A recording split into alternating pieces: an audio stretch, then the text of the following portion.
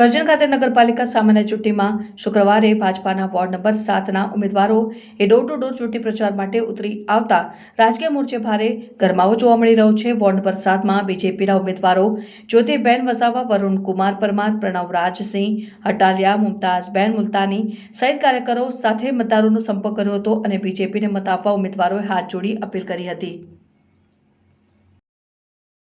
અમે આજ રોજ સૌપ્રથમ તો કરજણ નગરપાલિકાની ચૂંટણી આવી રહી છે ત્યારે વોર્ડ નંબર 7માં ડોર ટુ ડોર પ્રચાર કર્યો। સિનેમા રોડ, કેનલ રોડ, અશરફનગરમાં અમે હાલ છે।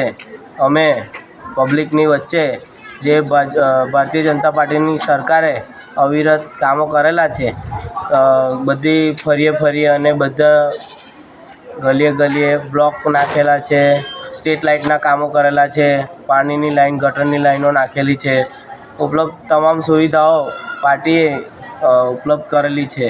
અગાઉના સમયમાં પાર્ટીના વિકાસના મુદ્દા લઈને અમે પ્રજાની વચ્ચે જઈ રહ્યા છે અને મત માગી રહ્યા છે અને અમને વિશ્વાસ છે અમારી ભારતીય જનતા પાર્ટીની 4 અમારી પેનલને જંગી બહુમતીથી લોકો મત આપીને વિજય બનાવશે।